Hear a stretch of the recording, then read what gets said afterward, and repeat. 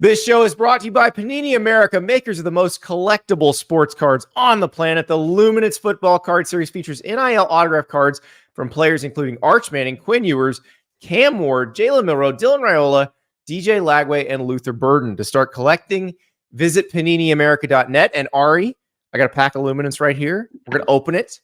The last one we opened had a Cooper Kupp autograph. We've gotten a Rondé Gadsden II future autograph. You also got a Joe Milton. Don't forget the Joe Milton card. That's right, for Producer River. Okay, so we got a Kyler Murray. He played at Texas A&M in Oklahoma. DeAndre Swift played at Georgia.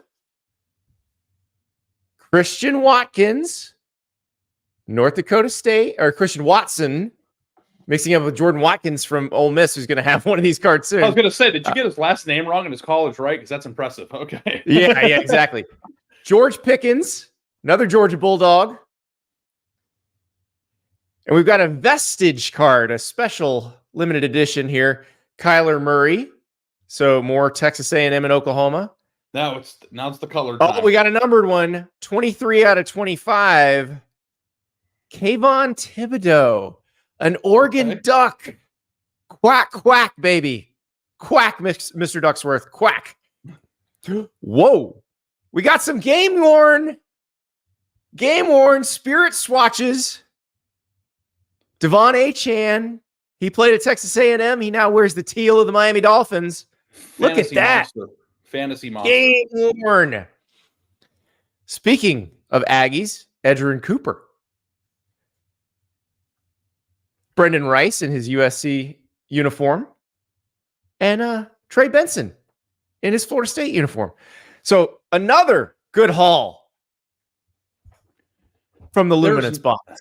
Nothing more thrilling than opening up sports cards. Nothing. It's my favorite activity to do in the entire world, because every single time you rip that little pack open, there's a chance there's a monster in there. So I think that you got to make sure you get some top loaders, Andy. I keep telling you, you got a 225. I got it.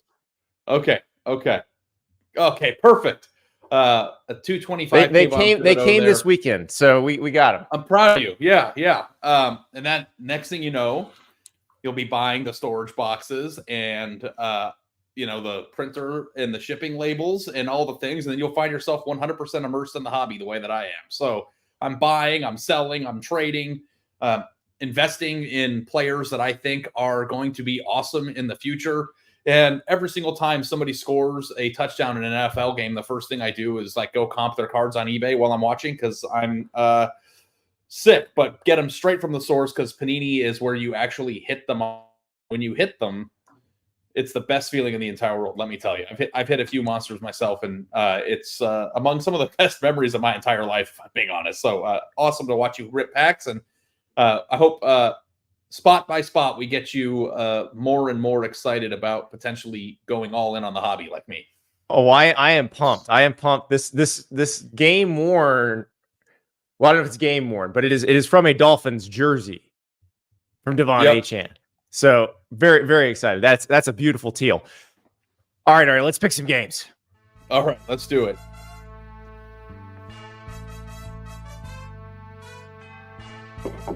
Annie and Ari on 3. Happy Monday. It is time to pick some games. We have some incredible matchups. We have a guaranteed, well, it's not guaranteed, but it's probably guaranteed college football playoff elimination game in Baton Rouge. We have one that might be an elimination game in Oxford. And Ari, we're looking at 12 games this week. And so 8 of these games have a road favorite. 8 of these games. Wow. Yeah, that's crazy. Andy, before we get into this stuff, I just want to tell you something that's on my mind. Okay. So we were talking, me and my wife were talking last night about, December and our plans and all the stuff that's coming up with the bowls and early signing period and all that. And she goes, is it just me, or have there been way less games this year? And you want to know what? It's because it's November 4th and it's 81 degrees here in Dallas, and it just has not feel like we're at the point of the year that we're at. I mean, does it feel like that to you too? Like sometimes I'll like be looking at the bubble watch or bracketology, or it's like we have 2 months of this left, and it's like actually we are in November, and like rivalry games are in 3 weeks. Like even yesterday when we were talking about maybe going to the A&M Texas game, it's like I looked at the calendar. That's like in 3 weeks. Yeah. Oh, it's unbelievable. And I look at it like November 1st was your 2-month anniversary at On3. And you and I have been having so much fun doing this show together again that I think it's just sort of flown by for us. But I think it's flown by for everybody. It feels like the season just started. And we got teams we're going to talk about today who have 3 games left. Like I know it's weird. But yes, I think that the title of this show is fitting, and I think that it's possible, Andy, or not possible. We did probably say that games were elimination games too early this year because there were games that weren't actually elimination games. I understand why we thought that, because it meant if you lose that game, then you're probably going to lose another one. But technically speaking, I've got a list of 31 teams that went into last weekend that were alive in the college football playoff race. When we're done here, I'm going to whittle that down. We're going to get some work up on the On3 website, and we're going to talk about it on Tuesday. But we're at the point now where it's supposed to be sweater weather, and the playoff is getting revealed on Tuesday night, and it's just like we are in the thick of like drama season. So we got to bring it on this podcast, because like this is where people really want to come to guidance and argue and get mad and all. I mean, like we are going to be debating a lot more than we've had the first few months, and I'm really fired up. So excited to talk about this weekend's games, and happy November, everybody. We made it. Yeah, it is. It's going to be a crazy month. I think this past Saturday was a good indicator of what to expect, where you had Iowa State going down as an undefeated team. Then they're no longer undefeated. We're going to talk about them in a few minutes, and like the spread on their game is wild, unless you've been watching this show and about the special Big 12 coin, the plus 3.5, minus 3.5 coin. Mm-hmm. And you had, the Penn State Ohio State game obviously had huge stakes, and now helps clarify that. Louisville beating Clemson, SMU beating Pitt clarifies the ACC race a little bit, but the Big 12 is going to be nuts. The ACC is going to be really interesting going down the stretch, just because how do they get 2 teams in if they can? The SEC race is going to be wild, because we don't know who's going to play in Atlanta. We don't know who's going to get eliminated. Like this is going to be every week in the SEC now is going to be a lot of high stakes games. The Big Ten, like Indiana, continues to be a wagon. We'll talk about them in a little bit, because I think Vegas has finally figured out what Indiana is. And yeah, this is going to be a lot of fun. A little bit sad for me, though. I like seeing the graphic on the screen that says week 11 picks. Like, we got to cherish these weeks. This is going too fast. Yeah, I mean, it's like Thanksgiving isn't 2.5 weeks. It's 80 degrees out here. What are we doing? Like, it's weird. I don't know if it's just the weather that's messing with my internal clock, or just how much fun the season's been. But like, it's just, we are in crunch time right now. And I'm just like looking at the SEC standings, and there's 5 teams with 1 loss in conference play. It's like, how is that going to shake up? Yeah. And then also too, yeah, I mean, Ole Miss is potentially going to put itself in a really good position if it were able to beat Georgia on Saturday. So even if you're a 2-loss team, you're not 100% out of the picture of the SEC race, but certainly not out of the picture in the playoff race, as I had Alabama in my projection this week. So yeah, a lot to talk about. Let's get started with these games, and we'll start with Friday night, because we get a treat on Friday night. We get to pick the Iowa total for a Friday night game in Pasadena. 9 p.m. Eastern time, 6 p.m. local time. Iowa at UCLA. Iowa's a 6.5-point favorite. We're not going to worry about the spread here. We picked the Iowa total, and we are an Iowa over podcast. So I put in my donation for the Children's Hospital, because Iowa, Wisconsin went over 42.5. Ari, Iowa almost did it by themselves again. They scored 42 in that game. Yeah, I actually played the game, and after we're done here, I'm going to go make my donation as well. I have not done that yet, so that's an important thing that I've got to do. They are actually scoring very well. Like it's kind of was a shtick, but like they've scored 40 points in back-to-back weeks. Like they can score this year. So, it's almost as if they identified the problem, fixed the problem, and then you got the results that you were hoping for a year ago. But, they've got one of the best running backs in the country in Caleb Johnson. Carried the ball 24 times for 135 yards and 3 touchdowns against Wisconsin. I mean, the 42-10 win over Wisconsin, I think, is the epitome of the Iowa fan existence and probably the hell of a Wisconsin fan. But yeah, they're actually a team that's scoring quite a bit, and they have one of the best run games in college football this year. So good for them. I do kind of wish that their defense was as nasty as it was last year, because they would have had a real shot in the Big Ten, I think, and would have been like a team like USC's nightmare. It probably would have been a UCLA nightmare, really, if they had that defense, and the spread would probably be a little bit higher. I think that 44.5 is probably a low number here. Like, I know it's just a shtick when it comes to, we're going to automatically. Well, I think UCLA is going to help here too. Like UCLA that was his best game of the season against Nebraska. So right. I don't know if it's a case of UCLA turning a corner or they just had a really good week, but we've seen UCLA play good in kind of spurts. Like that first half against LSU, they were okay. But if they play the way they did, this game's definitely going over.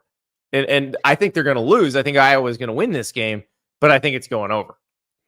Yeah. You know what's really, really funny to me about UCLA, Andy? And we'll talk about this in the offseason about like what realistic expectations should be for that program. I think it's interesting. But if you go look at their 5-game losing streak this year, they lost to Indiana 42-13 before the world knew what Indiana was. So that was like, oh my God. Then they go to LSU and lose 34-17. Then they play Oregon, Penn State, and Minnesota, who's very good. And they were in a competitive game with Minnesota. Like, they have not lost to a bad team this year. Like, UCLA is having a very rough year, and we don't talk about them literally ever. But when you talk about schedule bad breaks, Indiana, LSU, Oregon, Penn State, Minnesota, all on the road. All in a row, brutal. Not all on the road. Is really, really brutal. And then they turn around and they go back-to-back weeks and beat Rutgers and Nebraska on the road in back-to-back weeks and scoring 27 and 35 points against those two teams that are supposed to be pretty hard to score against. Like, I don't think that UCLA is quite as bad as people think. I think they just got hit with the losing ticket on the schedule lottery there. I think you may be right. And Deshaun Foster's doing a pretty good job. Now, if Deshaun Foster can recruit the way he says he wants to recruit, and that is, we'll find out, because remember, Chip Kelly just sort of punted on high school recruiting at UCLA while he was there. So they've got to build their network again. But I think they could actually come out of this pretty well. And I realize people think Deshaun Foster was kind of a placeholder. It was a weird situation. Chip Kelly leaving when he did was not necessarily expected, even though they were kind of telegraphing that they were probably going to fire Chip after this season if he stayed. Like, they're in a really interesting position, because if they play well through the end of the season, I think that might get some recruits excited. Also, the thing with the recruiting portal stuff too, people Andy, excited about going to live in Beverly Hills, well, Westwood, but Beverly Hills adjacent. There's an opening in California too, because I think that if you're paying close attention to the way that USC is recruiting right now, they're not necessarily living by the mantra of Southern California or die. You know what I mean? Like, they're out there all over the place. They're taking commitments from Georgia, who will then decommit later. Yeah, exactly. Exciting in the moment, does nothing for your program, but create disappointment later in the recruiting cycle. And then, of course, holes in your roster because you neglected people in your own state. USC and UCLA need to be living and dying by what is in their backyard. And I don't know that USC is doing that. If Deshaun Foster wants to take that seriously, like, UCLA could become an attractive place. And, I always think, and maybe it's because I grew up or was in my college years when UCLA was the top 15 team, but given where they are located and how beautiful their campus is and the uniforms that they have and all this stuff, like, I know the fan support thing is an issue, but it is a place that I think has the tools to be a really good program. I don't know if I think they're going to be Georgia, but they have an opportunity. And Jim Mora did recruit top 10, middle of the pack classes. Yeah, could they be a middle of the pack Big Ten program that occasionally has a good year and and that puts them in the top quarter of the Big Ten? I mean, I don't want to drag you down into this, but like, if everything went perfectly for Nebraska and everything went perfectly for UCLA, whose ceiling is higher? UCLA. Is it Nebraska? UCLA. because I'll go, like you said, when you were in college, it was the Jim Mora years at UCLA, and Jim Mora did a good job recruiting at UCLA. Like, he was in the mix every year for 2 or 3 5-star guys. They get 1 or 2 of them every year. Like, they had talent on that roster. It's doable there. So I think they can get this. If Deshaun Foster is as serious as he sounds about recruiting that area hard, then I think there's a chance that they could be pretty good in the coming years. So I'm excited to watch it. There. The opportunity is there to recruit that area. Yeah. That's all I'm saying. Yeah. Well, and to your point about this season for them, their schedule did suck. And as soon as they got out of the really hard part of it, they started winning, which tells you that, you know what? Maybe they keep winning. Maybe Deshaun Foster's doing a good job.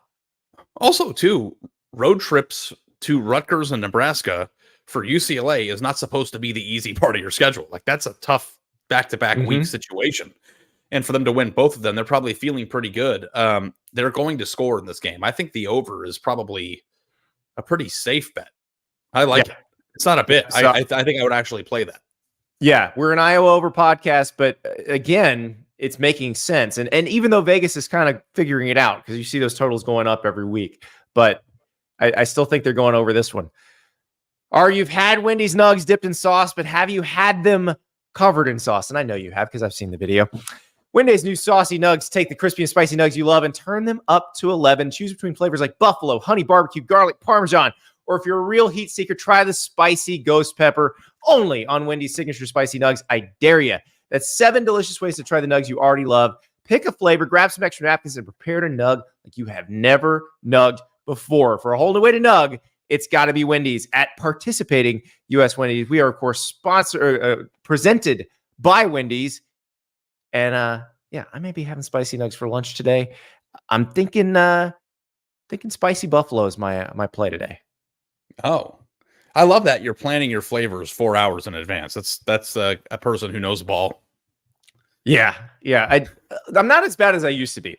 I used to wake up and plan lunch and dinner like the second I woke up. I'm not as bad about that. But I realize thinking about food constantly all day probably just tends to make you eat too much food. So trying not to do that as much, but hopefully little plan here, because I do have to kind of plan. Do I want to go? How spicy do I want to go? It is my turn this week for the takes on Wendy's Saucy Take Wednesday. So and you also may need to go spicy ghost pepper just to fill the tank. You need you have a pretty big responsibility too, because the last 2 weeks I don't think either of us were saucy enough. So you have so maybe get a little. I feel like we have an opportunity. Yeah. We have an opportunity to get saucy. Yeah, and given we're doing it the 2 days after or day after the first college football committee and some other things rankings, you have an Tuesday, opportunity. Yes. Yeah. If you come up with a hot take or a Wendy's saucy take for our show that is about the second most important thing that's happening on Tuesday night, do it. I think we might lose all our viewers and listeners because I feel like we are a safe space from all that stuff. Like we're the place you go to avoid all that stuff. So we're gonna keep that energy through the next couple of days. So don't worry if you're tired of all that other stuff. Come to us, Ari. The other great thing about this Saturday that's even better than anything else all season, there will be no political ads during the games. None. The political ads in Dallas are wild. It was unbearable this Saturday. Like, the games were amazing. The political ads were unbearable. Yeah. I had the iPad going. I had a game on my laptop and the 4-screen on the TV, and everything was muted but the TV. So every time a commercial would come on, I would switch the channel or the sound to go to a different channel. So I actually didn't have to really sit through that many of them, but they are really coming out for play here. Yeah. Oh yeah. Producer River and I were talking about it on Saturday night, and each of us had a moment where there were either you're watching the 4 box on the TV and you got 4 games going at once. and either 3 or 4 of the boxes had political ads on them. So it's done. It's done after this week. You know what else is done? Vegas underestimating Indiana. The last 2 weeks we asked, like, what's it going to take for them to make Indiana a touchdown favorite over somebody else in the Big Ten? And, well, maybe they've overcorrected this time because Indiana's a 14.5-point favorite against Michigan. I don't know if they've overcorrected. I mean, it is interesting because they haven't won a game. They haven't won a game by less than 14. That was Washington, yeah. So they're putting it right on that number. But, you know, Michigan, I thought, did a pretty good job of hanging in there with Oregon. But when they're playing a really good team that can score a lot, I think there's just a point where your offense that's fractured just can't score enough. I don't know how we feel about Indiana's defense being just completely shut down in this situation, but I have a hard time imagining that Michigan is going to be able to score enough points in this game to keep it within 15 points. I still think I'm riding with Indiana here. Indiana's defense is not completely suffocating, but it is mostly suffocating and then is also opportunistic. Like they will turn you over and either score on defense or they will set the offense up for an easy score with a short field. That's where the defense is going to score them points too in one way, shape, or form.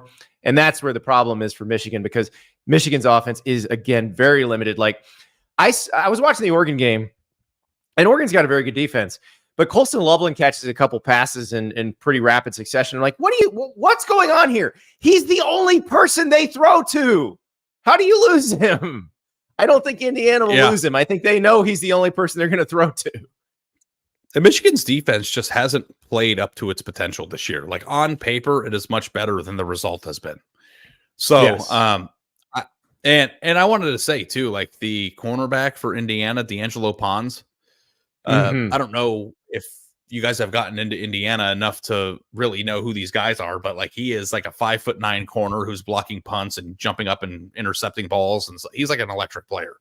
So I just wanted to give him some love on the show because we do talk about players a lot, and like a James Madison transfer who went to Indiana is not somebody that we would usually be talking about in November. But we should probably be talking about a lot of the James Madison transfers that went to Indiana. Surratt, their receiver, is another James Madison transfer who's been just phenomenal for them. And look, Coach Siggs knew what he was taking because he recruited those guys at James Madison. But then he also brings in a Curtis Rourke, and you look at what they've done with the guys they inherited on the roster. It's an amazing job that they've done. And the fact that we're talking about them as a more than 2 touchdown favorite against Michigan, and we're not really shocked. Like, I'm just shocked at the initial look of it. Like, because Vegas has not respected Indiana enough the past few weeks. The last week when it was Michigan State and they opened as a 6.5-point favorite. You're like, what the heck? What are you watching? Like, this, based on what we've seen this year, looks completely realistic. But the fact that I'm looking at a block M and I'm seeing Indiana minus 14.5, like my brain still can't compute that. Yeah, I mean, I'm looking at a score like 34-17 here. You know what I mean? Sounds about right. And I think that puts you right in or around the number 38-20 or something like that, which would put you right at the total too. So that's actually more than the total, but you get what I'm saying. Oh, yeah. Yeah. So you got Indiana to cover. I am also taking Indiana to cover because these guys, look, they're very consistent. And until they do something different, I will expect them to do the same thing because they have done the same thing every single game. Every game. And like, if you watched the game over the weekend against Michigan State, like for a minute there, I was like, oh no, this could be the game. And then Indiana put it on Michigan State the way that you would anticipate a team like Georgia doing it. Like, if you watch them play, like they just beat the crap out of them in every facet of the game. And I think too, like Indiana has an opportunity here to I still think there's a lot of people out there that don't believe that they're good. So And they probably believe that Michigan's better than they are. Like, they have an opportunity if they could put up a 40 spot here and win comfortably again. Like, people might actually start treating them with the respect that they deserve. Well, they will, and then they'll have a week off, and then they'll play Ohio State, and we'll find out exactly what they are. But this has been so much fun to watch. Nick Terry in the chat. This is a really good one. I know everyone hates game control, which is a stat that the playoff committee references a lot. But Hoosiers, man, it's true. They control games. I mean, they went down 10-0 against Michigan State, and it's like, what is going on here? And then by halftime, they were very firmly in control and just dominated the rest of the way. So it's going to be fun. All right, we got to talk about a Big 12 special in a second. But first, I got to tell you about PrizePicks. Best daily fantasy game in America. Download that app, sign up, use the code STAPLES, play $5, get $50 instantly. You're picking squares. You've got a player attached to a stat category. You decide, is this more than, less than? So the college football board has not been set yet for this week. You're going to start seeing those go up on Monday afternoon because there's MACtion games on Tuesday night. There's Conference USA and Sunbelt games during the week. And then, of course, we've got that Friday Iowa-UCLA game. But here's Monday Night Football tonight. Chiefs, Bucks, Baker Mayfield, Patrick Mahomes. Your Baker Mayfield number is 238.5 passing yards, more than or less than. Hope you don't have a Tua situation, because remember, Tua was at the more than, and then he throws it to Jalen Waddle, he threw it to somebody else. They were playing pitchy woo-woo at the end of the Bills game, and they end up losing a bunch of yards. And so Tua's passing yardage total goes to the less than. But Baker Mayfield, Patrick Mahomes, that's going to be fun on Monday Night Football. So, yeah, get a little PrizePicks play going as you watch the game. Use the code STAPLES, play $5, get $50 instantly. All right, Ari. Let us go Andy, to a Big 12 you haven't special. really lived until you've gone less than because of a kneel down at the end of the game. That's true. That's true. Exactly. And that, look, pitchy woo-woo less than is even worse, I think. Like, you had it, and then you didn't have it. Unless, of course, you already had less than for Tua, and then you were going crazy on that play. All right. You said earlier in the season, Ari, that we need to have a special coin minted for the Big 12 that has plus 3.5 on one side, minus 3.5 on another. Well, let's look at the Iowa State-Kansas spread. Iowa State was undefeated going into last week. Then they lost to Texas Tech. Kansas is 2-6. What's the spread? Iowa State by 3.5. Yeah, I think that betting the Big 12 feels a lot like betting baseball and hockey. It's like the spread's the same every week. You just pick your poison. The interesting thing here, Andy, is that Iowa State is probably playing in an elimination game, right? Like, if Iowa State loses this, they will go from 8-0 to 8-2 and out of the playoff and probably out of the Big 12 race. They're also snap your finger. So, because like Colorado is right there. Now, I don't know. Like, I feel really comfortable with how I think the ACC is going to turn out. And I feel fairly comfortable with how the Big Ten is going to turn out. Although Indiana, we just got them talking about, could really throw a wrench in that thought. The Big 12, I have really no idea. Like, I think BYU is going to do it. But would it be the most shocking result in the history of the planet if BYU lost to Utah in a rivalry game on Saturday? Like, you know how that goes. Nope. So we're going to talk about that in a minute. And we are. So, like, Iowa State is 7-1. They lost the game in the last second after it looked like they were going to survive with a late score themselves for the second consecutive game. But they're still very much alive in the playoff race and in the Big 12 race. So we make a big deal out of undefeated teams going and getting their first loss, but, you know, that felt different last year. That doesn't feel the same as it does now. And I still really like their team. You know, I don't know what to take of the close games and now the loss to Texas Tech in terms of how good I feel they could be in the playoff, winning games and stuff, but there's still very much a lot at stake here and a lot to play for the Cyclones. So that's true. Kansas, meanwhile, you look at the losses. Now, they did have the 11-point loss to TCU, but they've got a bunch of one-score losses.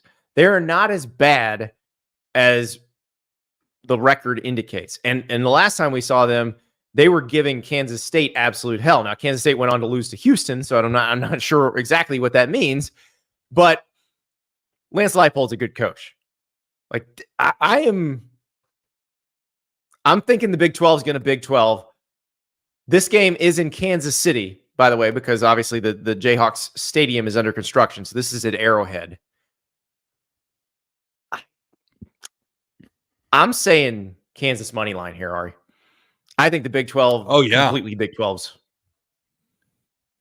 I think that you're picking the spot, right? I'm going to pick the team. I think Iowa State's a better football team this year. And if you had any thought of Iowa State being a team that could do something in the playoff, like I think Doug Lesmerises, who we had on the show, had them in the semifinal. So like people, yeah, Doug didn't watch the games when he picked that. I think that this is a team that has a lot of really interesting pieces that could do really good things if they get hot. And they've been gritty. And to a certain extent, you could make the case that they were very gritty again in the loss that they had on Saturday, right? Like they were losing for the entire it could have been a lot half, worse. and they took a lead with 2 minutes left. Like they scored a touchdown when they needed a touchdown. The defense just didn't get that stop at the end, but they're still a very good football team. So I'm not like 100% out like, oh, I've been praising them all year. They're awesome. They've got great skill position players. Rocco Becht is playing well. Campbell's doing a great job. And then I'm going to be like, oh, they stink now. Like that's like, we're going to give them more than a week to be fully exposed. I'm going to ride with them this week. I think they're going to not only win, but I think they'll cover the spread. All right. So we are on different sides of this one. Let us move to one that I feel like we'll probably be on the same side of. Miami at Georgia Tech. Miami's an 11.5-point favorite. Let's get all our kneeling jokes out of the way now, because this was the game that Mario Cristobal refused to win last year. That they could have kneeled it out. They didn't. Georgia Tech came back. And really, the not kneeling thing was part of it, and then Georgia Tech forcing the fumble, but it was also Miami's defense collapsing at the end. You and I have both said we have concerns about Miami's defense. We have zero concerns about Miami's offense this year. Haynes King may or may not play. We don't know if he's going to play yet. Brent Key, doesn't have to say, and I don't know if he's going to. But Ari, I don't think this matters if Haynes King plays. I think Miami's going to cover this spread. I think they're going to score a ton of points, and Georgia Tech just can't keep up with them. Yeah, even if they have a leaky defense and give up 35 points to Georgia Tech, I still think that Miami is probably going to score 11 points more. Like they just are so good on offense, so explosive. And you know what? I just realized that I made a mistake because I meant to do it this week in the Heisman poll and I didn't. We put Cam Ward in the top 3, both of us. I think ours are identical. Mm-hmm. Xavier Restrepo. I went Travis Hunter, Ashton Jeanty, Cam Ward. We're the same. Xavier Restrepo is so good. He's so good. Like he is so good. He dropped the ball in the game over the weekend against Duke. And I'm like, I think that's the first time in my entire life I've seen that man drop a pass. And then later in the drive, I think scored the touchdown that ended that drive. So I think he's a remarkable player. That Mark Fletcher's playing really, really well. Damian Martinez, the offensive line, Cam, Jacoby George, they're getting more involved. George is eating defenses alive. That was his big game on Saturday. Like there was a minute there where you thought that Miami had a chance to lose to Duke, and then at the end of the game, they covered the 21.5, and they won by 22. So, yeah, I think Miami is that defense is going to show up in December and January. I think I don't anticipate that defense is going to be a problem this week, and I'm with you. Miami minus 11.5. Yeah, and that probably forever puts to bed the kneeling jokes. That's probably it. So again, Canes haters, get them off while you can, because I don't think you're going to get to do them again after this, because Miami's just good. What if that knee thing turns out to be the turning point in the program?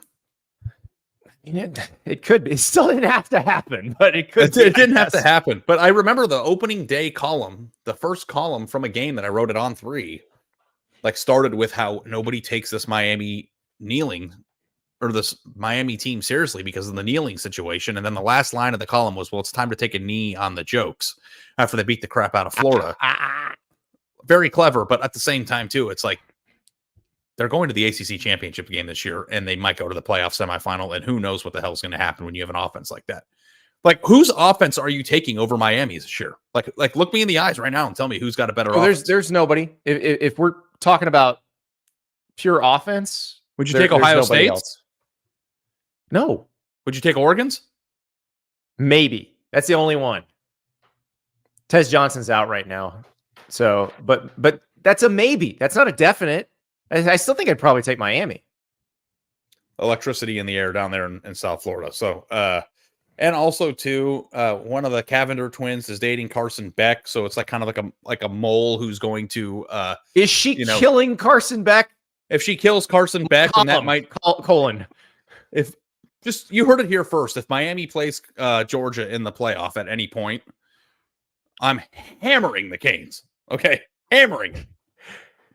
All right. Carson Beck, the TikTok with the doodle, and I'm a doodle owner. I love my doodle, but that's a tough look coming off 3 interceptions against Florida. Yeah, I don't know when that was filmed. I don't know when that was filmed. My hope is that was filmed before, but then if it was filmed before, then the conspiracy theory is that she's killing him. And if it was after, then there's no hope. So, and Carson Beck, we want to know when that was filmed. I'm going to be honest, and I say this because I've met the Cavenders. We had them on the show. I can't remember if it's Haley or Hannah who's dating Carson Beck. I got to go figure that out. Yeah, we'll have to figure that out, but it is This could be just a complete Miami as it's a mole. As Steven in the chat says, a Miami psyop.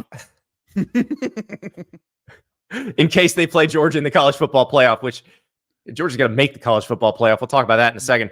But yeah, Miami to cover against Georgia Tech. I think both of us agree. So, hey, come to the show. Come to the show for pop culture too. We know what's going on in the dating world. I'm a big Instagram lurker. My favorite thing about Instagram. I forget the name. I mean, they're identical twins, Andy. Like, how am I supposed to? If they walked in here right now, would I be able to? I don't even know their names. One's Hannah. Scott in the chat says it's Hannah that he's dating. So he's dating Hannah. Haley is the other Cavender sister. They both start with H. Okay, but we are up to speed on things. My favorite thing in the entire world is like looking at really funny videos on Instagram that are made even funnier by the top 4 comments underneath that have all the likes, because like the comments are funnier than the videos. And if you want to laugh, I think I sent them to Andy. You sent it to me. Over the weekend. Yeah. The first 4 comments that got the most likes on the Cavender video with Carson Beck in it with the poodle were quite funny if you want to go check it out. But I'm in on the Miami psyop situation here because honestly, Andy, I'm not the biggest women's basketball follower. Like, I didn't even know they were still on the team there. Like, I thought they went to TCU. Oh, no, they're back. Like, they went back. One of them was going to transfer. Right. One of them was going to transfer to TCU. Then they decided they want to play together again. So they're back. Okay. So they went. So did they? One went to TCU though. I thought. Okay. Well, you know what? Somebody will have to fill me in there. Steve in San Antonio says it's not Cavender messing up, Beck. It's that ridiculous Lamborghini he drives. Total bag move.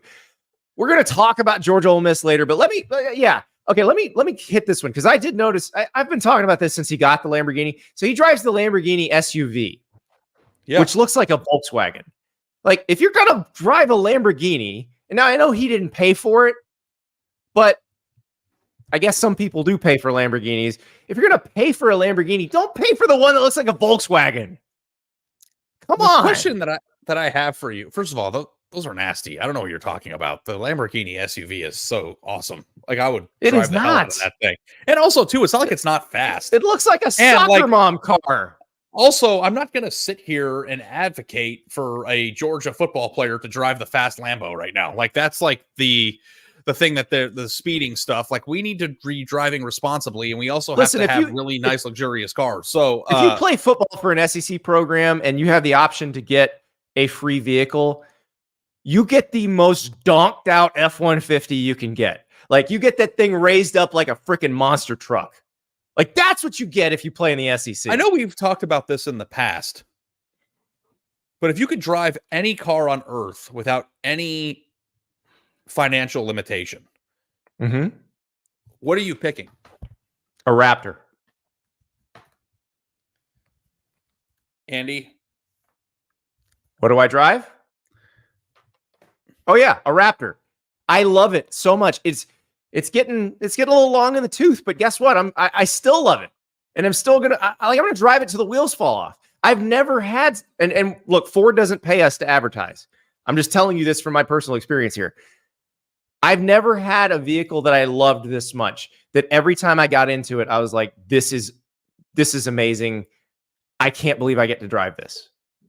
Yeah, that is really nice, but there's no possible way that you would pick the car that you have. Like, you would rather have a Raptor than a Rolls-Royce Ghost. Like, I'm giving you the opportunity. Have you driven a Raptor before? I've driven in a Raptor before. Yeah. I'm telling you, it's a great car, but like, I would not rather have a Raptor. Can I go mudding my Rolls-Royce Ghost? Like, if I go out to the mud bog in Waldo, how's that going to work out for me? Let me ask you this. How many times have you gone mudding in your truck? Not many.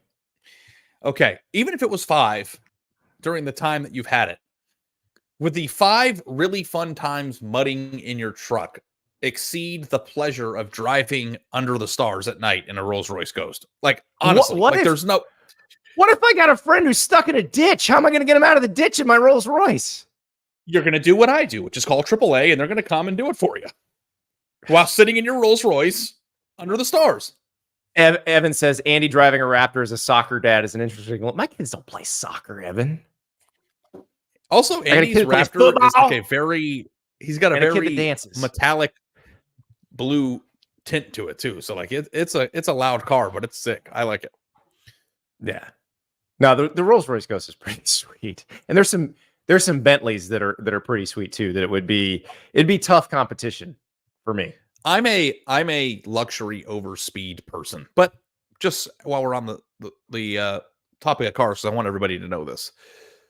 I am currently in the market for a mid 90s, 1990 to 2001 Mercedes 500 SL R129, and I test drove one last week on Friday, and I got to tell you, I'm in love. It's happening soon.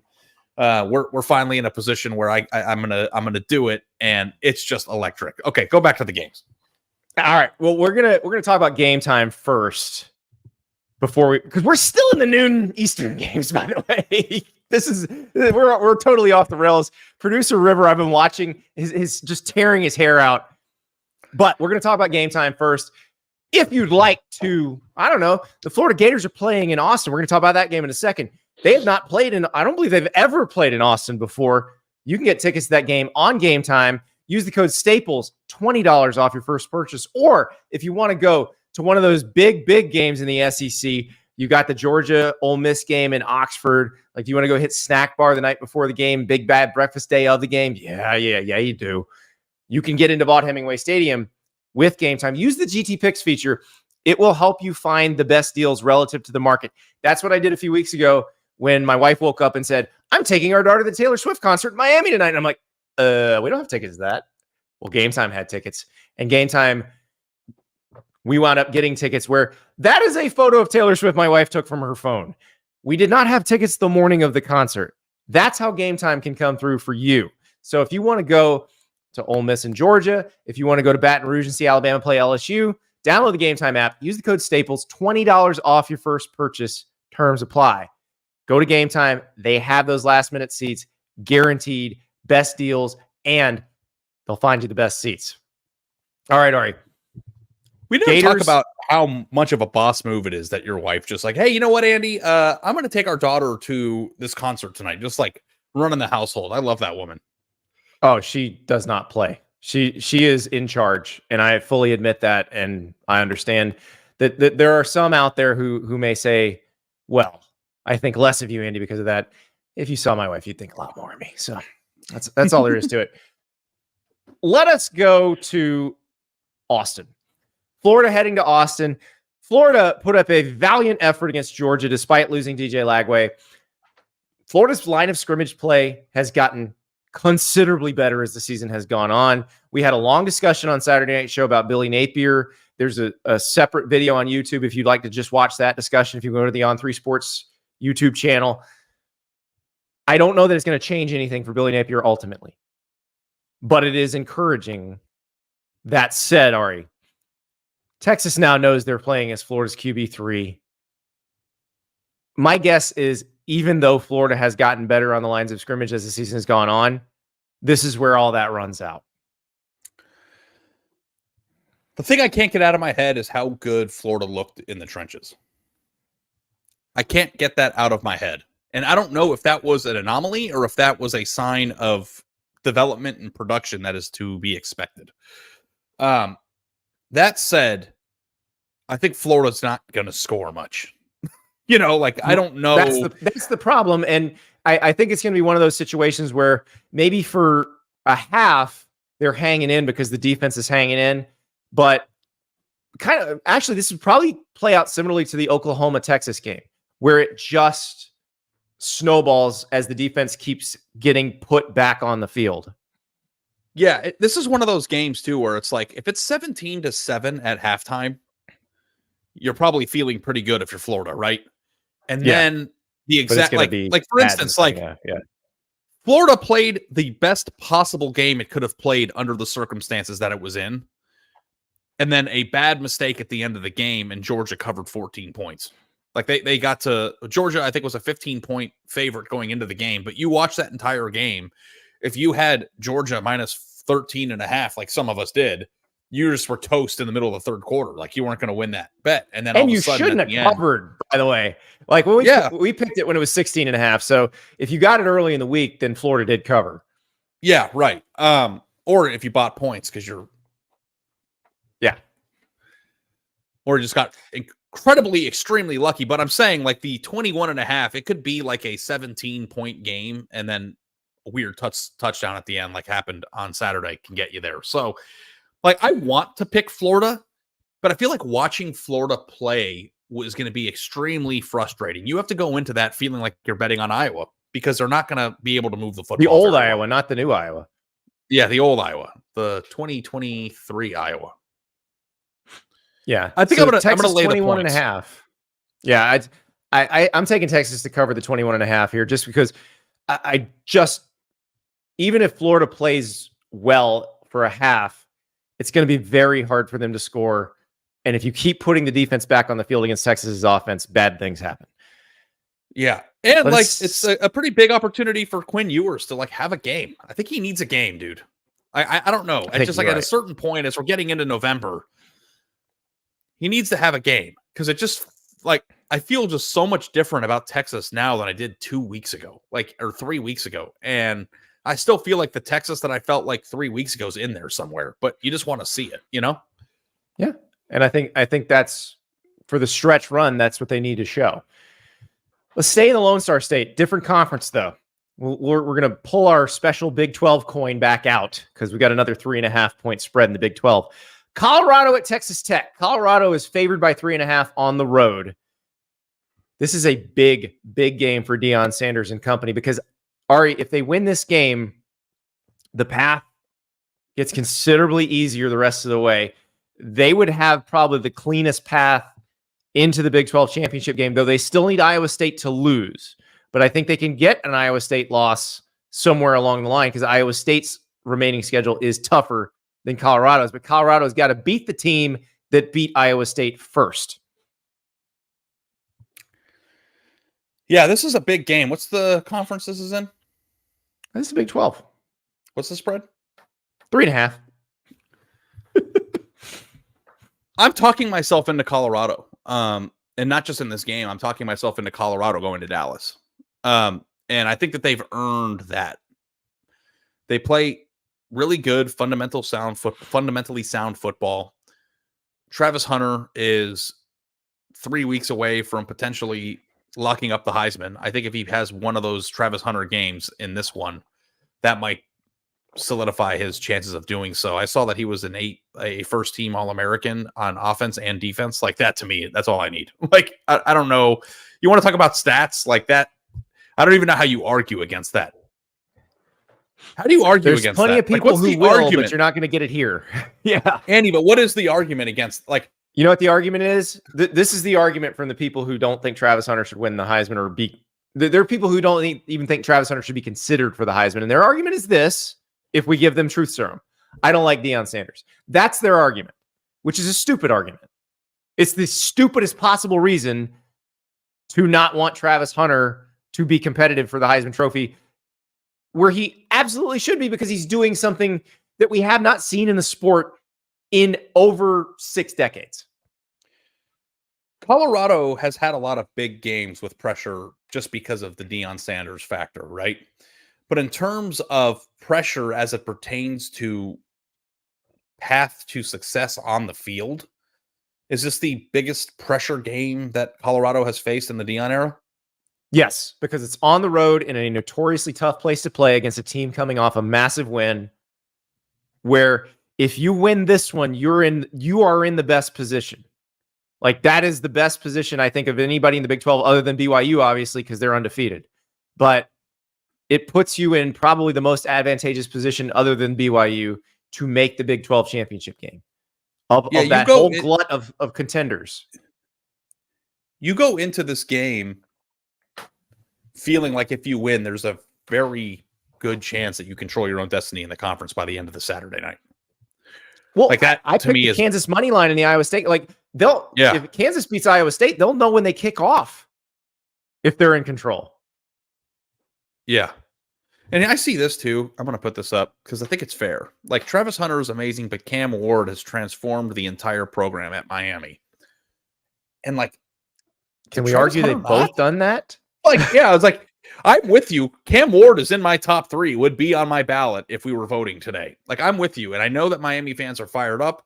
Cam Ward deserves a lot of recognition, but, like, you can't say that while ignoring that we're talking about Colorado potentially. Like, we've seen really good quarterbacks put up big numbers before, like in the last few years. We've not seen this in 60 years, what Travis Hunter's doing.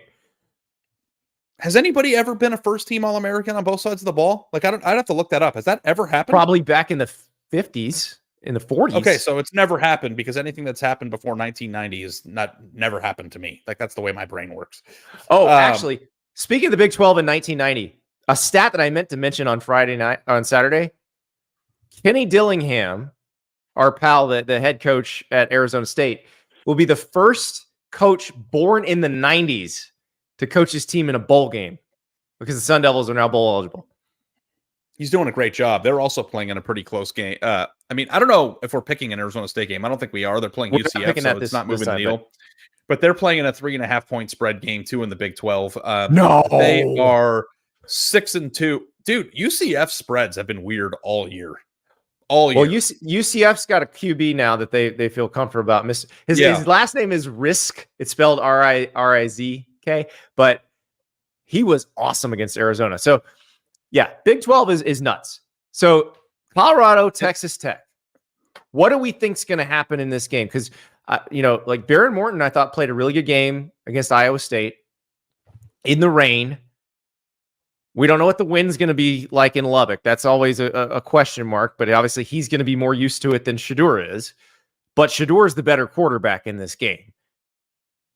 I don't know what to expect. I think Colorado, coming off the open date, like getting healthy, and Colorado has gotten better and better every week. I'm going to take Colorado to cover here. I'm with Colorado too. I look at Colorado's schedule, and it's kind of the same thing I said about A&M, where individually, every single game that Colorado has left on their schedule, like if you just take it one by one, I feel like Colorado has a chance to win or should win. I think they're better than Texas Tech, Utah, Kansas, and Oklahoma State, but winning all of them is going to be tough.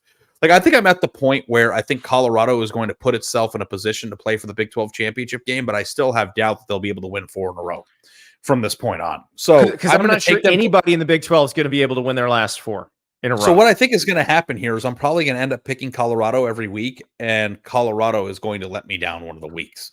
But they are having a remarkable season. Like, a lot of credit goes to Deion Sanders for playing good, sound football. Their lines have improved. Jordan Seaton is playing really well at the offensive tackle position. They lead the Big 12 in sacks. They have one of the best quarterbacks in the country, and Travis Hunter's a unicorn. Also, too, like they have some, like LeJohntay Wester is a really good receiver, right? Like they have guys on their team that don't get any credit or thought whatsoever because Travis Hunter is so big. But like Jimmy Horn Jr. and LeJohntay Wester and Travis Hunter might be a top 3 receiver core in the entire country. Except we only ever talk about Travis Hunter. But like Jimmy Horn Jr. and Wester like make big plays all the time. So like absolutely. Give me Colorado. I think that they're playing really well. It does, yeah. And that quarterback too, who I was reading about, like I told, and I said before the season that like I would never believe that Shedeur Sanders is going to be a top 5 pick in the NFL draft. And like the thing that I've been reading about is that the number one aspect of what makes a quarterback successful in the NFL is being able to excel under pressure. And I think you can make the case that Shedeur Sanders has the most reps of anybody in terms of he's the most dirty pocket reps in the country. Well, I mean, dirty pocket reps, but successful dirty pocket reps. Like he's made a lot of plays on plays that have broken down. And I think that might be a very attractive thing to the NFL scouts that are going to be evaluating him. So there's a lot to like about Colorado. I've been negative towards this program quite a bit in the past, but this is not the time to be negative. I'm picking Colorado, and I think that they're going to, do something maybe remarkable in health. Dude, if Colorado makes the playoff, I will die. Please don't. We need you on the show. I made fun of a lot of people. Like I was like, because like a lot of people I think Vegas took thousands and thousands and thousands of dollars of probably millions. I don't know what the stat is of like Colorado national championship futures bets. And like, I still don't think that they're going to win the national championship. But could you imagine if they made the playoff, like how much exposure there is to these long shot 200-1 tickets that people just have because they like Deion? Spectacular. It's probably not going to be spectacular this next game, but I put it on here just because it's super weird and very difficult to pick. Very difficult to pick. Oklahoma at Missouri. Missouri's a 2.5-point favorite. We don't know if Brady Cook's going to play. I think if Brady Cook play, like if we get definitive word that Brady Cook's fine, he's going to play, he's in good shape. Like this line will move. Like this line, if Eli Drinkwitz came out Tuesday and said Brady Cook's definitely playing, he's fine, this line moves to Missouri minus 6.5 or 7.5, right? I don't know if it goes that far, but I think it'd probably be like 4.5. Yeah. So Oklahoma, meanwhile, one injury that happened that I'm sure people are not thinking about is Jacob Sexton, their left guard. So he got hurt against Ole Miss. They didn't need him against Maine. But Brent Venables said last week he's going to be out for quote unquote a while, which leads me to believe that they're probably not going to have him this week, which means that every snap, the blocking is going to be an adventure, which it was going to be an adventure with him, but without him, it's especially bad. I have no idea where this goes because I do think if it's a Drew Pine game for Missouri, Oklahoma's defense is good enough to keep Oklahoma in it. So we could see a game very similar to the Oklahoma-Auburn game, which Oklahoma did end up winning. Yeah. I don't even know where to begin with this because Mizzou is still a fairly solid team, I think. I feel like they're going to win in the same type of game that they beat Auburn. 21-17. I don't know if they're going to have to erase a deficit to score 15 unanswered points in the fourth quarter, but I think that strikes me as the type of score we might be looking at here. Like Drew Pine has played enough where it's not like the Florida situation. Like they could theoretically score with him playing, but I really do not like where Oklahoma's headed, and that offensive line injury to an already bad offensive line is just a gut punch. Yeah, I'm going to take Oklahoma to cover here. It's more of a coin flip for me because I really don't know. I do trust Oklahoma's defense probably more than any unit in this game, unless Brady Cook's going to play. Now, we may have to repick this if Eli Drinkwitz comes out and says Brady Cook's playing. I mean, you're also a sicko if you have this game on your card already. Like this is on Monday. The fact that you put this on here is just like shows me that you have to go see somebody. There's 2 games in the SEC like this. One for bad reasons, one for good reasons, and the next one's for good reasons. So I'm taking Oklahoma to cover. What are you taking, Ari? I'm taking Mizzou because I don't think Oklahoma can block anybody. Okay. So let's move to the other sicko SEC game, and we're gonna drag out our commemorative Big 12 coin for this one and use it on the SEC. South Carolina at Vanderbilt. The Gamecocks are a 3.5-point favorite on the road. These are the 2 most dangerous middle of the conference pack teams in the country. Like, these are the 2 teams that if you see them on your schedule, you're like, oh crap. And now they're playing each other. So what the hell does that mean? I was so impressed with South Carolina on Saturday night. That was an ass kicking. Mm-hmm. And Lenora Sellis seems to be getting better and better every week. And they've got a really good pass rush. And Rocket Sanders is going to be playing in the NFL for 10 years. Like, they have pieces, man. On the other hand, Diego Pavia is just simply electricity. Like, I don't know. And Vandy's defense shut down an Auburn running game that had run on everybody. Yeah. Like, Auburn had run on every team they'd played against and couldn't do anything against Vandy. Yeah. Within a few spots of each other, too, in the SEC standings. But, like, we're looking at Vanderbilt right now, and Vanderbilt is 6-3. And I cannot believe they lost to Georgia State. That was such a weird game. And frankly speaking, still can't even believe they lost to Mizzou. But they played in a 1-possession game with Texas. They beat Auburn by shutting them down. They're playing at home. They're feeling good. I don't know. This is a really hard game to pick. So I'm picking South Carolina to cover here, and I'll tell you why. Because that is the best I have seen South Carolina's offensive line play in years against Texas A&M. And if they've turned a corner there, they're going to be good the rest of the way. Like, I would not want to be Clemson playing them either. Now maybe it's a one-time thing. Maybe that was just a shot, one weird full moon situation. But that's the best I've seen their offensive line play in years. So if this is going to keep up, I can see them winning out. Yeah, I think I'm on South Carolina here too. I mean, I don't know. I don't feel good about it, but the way that they played on Saturday, like, I think South Carolina would be in the game with anybody in the conference, honestly. Yes, I agree. I actually think both these teams, we know with Vandy because they've beaten Alabama, they took Texas to the wire. Like, both these teams would be in it with anybody in the league. Like, South Carolina, I would argue, I don't know about Vandy because I just don't know if they have the top end talent. On the right day, could South Carolina give Ohio State a game? I think so. I think on the wrong day, they could give them a game. I mean, they have important pieces at big positions. And if Lenora Sellers keeps playing the way that he's playing, like, he is a star, man. Like, this isn't just like a guy playing okay. Like, he's a really fun player to watch. He extends plays as well as anybody in the country. He's got a good arm. He's dangerous with his legs. Maintains composure under pressure in dirty pockets. Like, I like him a lot. I think Cody Blair was onto something with this guy. Oh yeah. Cody was all off season on, hey, watch this guy.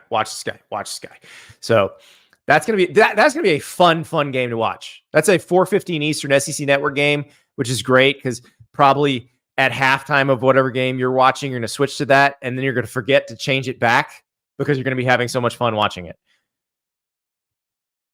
Let us move to the Big Ten. Washington at Penn State, 13.5-point spread here. Penn State is favored. Huskies bowed up in the red zone to beat USC. Penn State failed multiple times in the red zone against Ohio State. Ari, I think Penn State's going to win this game, but I think that's too many points. So I'm going to take Washington to cover here.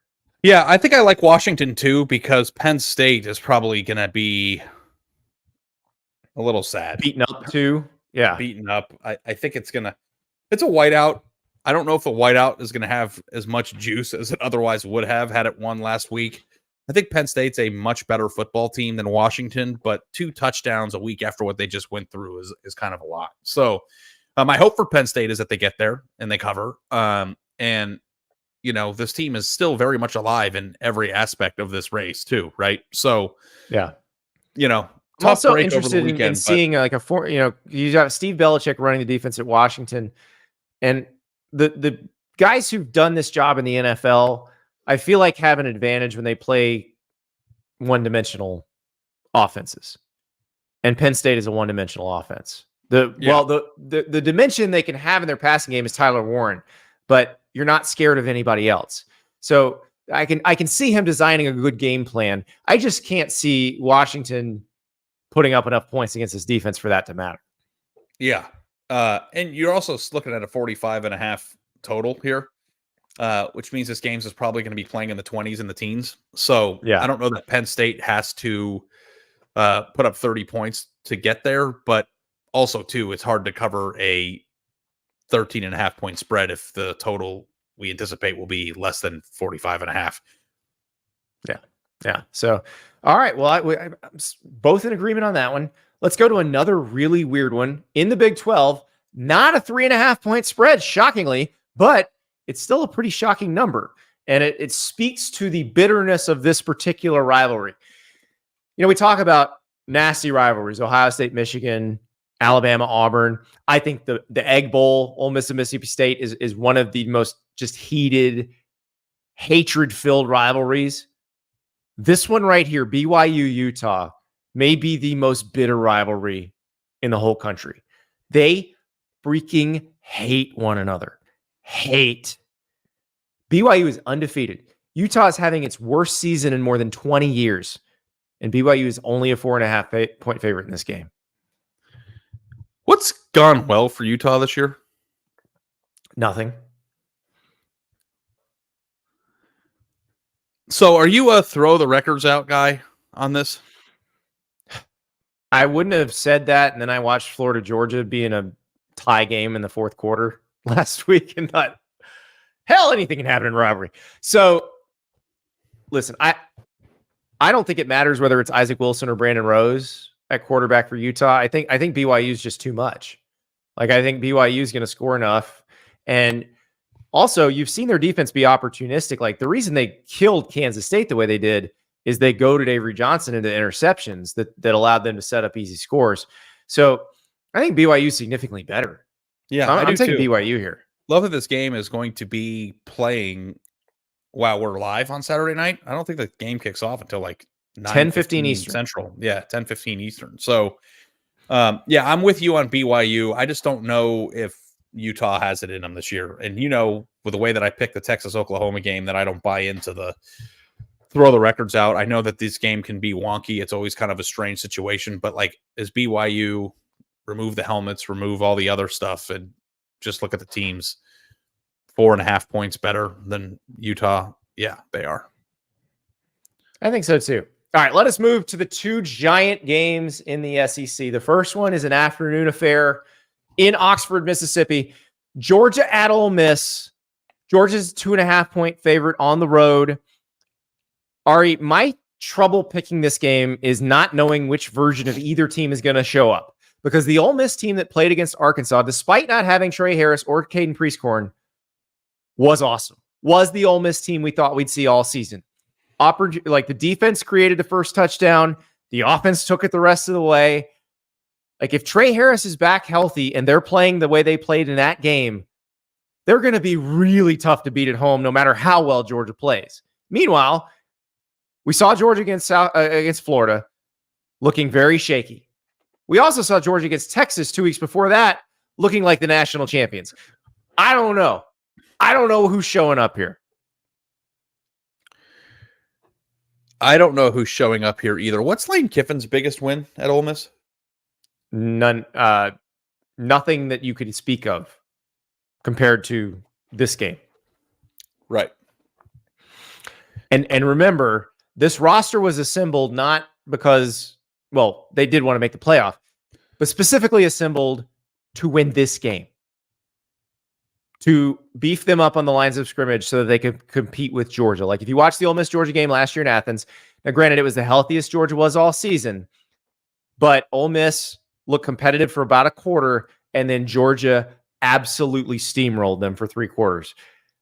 That's what we're talking about here. Lane Kiffin has never won one of these games. Does he get off the schneid here, Ari?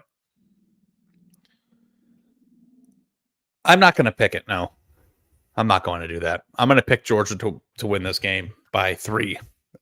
Yeah, I think that they could do that. I just don't know if I can get myself there. Like, I think that this is what they paid for. They paid to win this game. Actually going out and doing it is a completely different scenario. Georgia also played a clunker last week. So the odds of them doing it back-to-back weeks are probably lower if you respect what Kirby Smart's all about, and I obviously do, and the world should. I just don't see it. And I think that there's a way that you could talk yourself into Ole Miss has a great offense. They figured out how to throw to somebody that wasn't Trey Harris last week, and they might be getting Trey Harris back. Their lines are very good. Defensive line interior could cause some issues. Carson Beck has been throwing picks. Like, there is a path there. Like, you can actually come up with a path, but do you think that path is going to be traveled down? Well, all right. You mentioned Carson Beck. So here's where I'm going to devil's advocate you, Ari, because we talked about Carson Beck and the Lambo and the TikToks. We saw him against Florida, and when there was pressure, he made some very bad choices. Against Texas, when there was pressure, he made some very bad choices with the ball. Much like getting a Lamborghini SUV when you could just get a real Lamborghini. Bad choices. He's going to get pressured this week. Mm-hmm. Georgia's offensive line, even if they were completely healthy and playing their best game, Ole Miss would still get some pressure because that's how good their D-line is. He's going to throw into coverage. And that's what scares me. Man. I want to go. I know. But then what do you do? Because then immediately after this one ends, the one in Baton Rouge starts. We need a private jet. Hey, all these new sponsors, NetJets. Come on. We're one of the stickiest advertising buys you can buy. Ask our listeners and viewers how they feel about Wendy's Saucy Nuggs.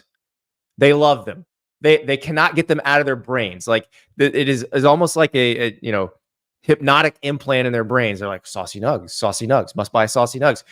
If you came to sponsor us, they'd be like, NetJets. For my next flight, I'm just going to book a NetJet. That'd be great. I think we should make that happen.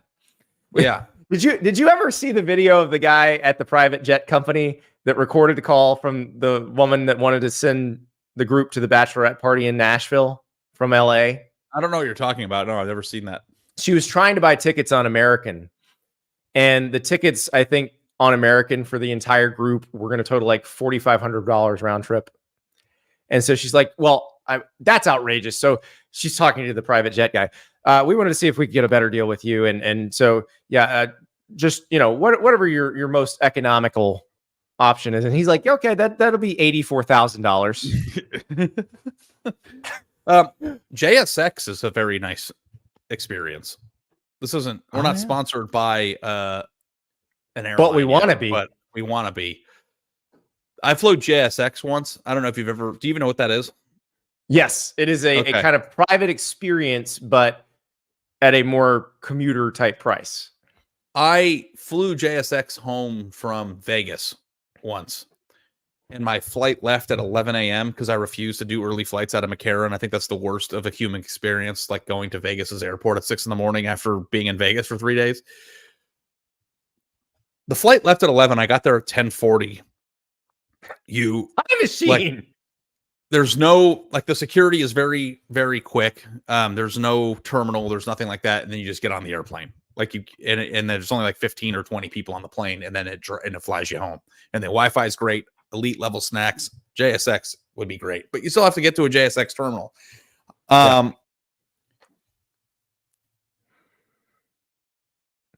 Go ahead and read that. You want to read that? Oh yeah. Wolfie Gator says, I love how Ari thinks it was about UGA playing bad and not that UF is possibly halfway decent. Yes, Beck made some bad throws, but UF did play fairly good in the trenches. They did, but we also have history of Kirby Smart Georgia teams in games that they don't really need, or they're significantly more talented, where it's just like, eh. And then when they need it in another game, they're a completely different team. We've seen this. We've seen this movie before. That's why Ari's picking Georgia to cover, and that's why I'm picking Georgia to cover. Because until Lane proves he can win one of these, I don't believe it. But I've seen Kirby do this. I've seen Kirby have a game where they kind of fart around, and it looks like they didn't take it that seriously because they didn't need it. And then they play a game they absolutely need, and they come out looking like the 85 Bears. So that's where I'm at on this one. Until Lane can prove me wrong, I'm riding with Kirby.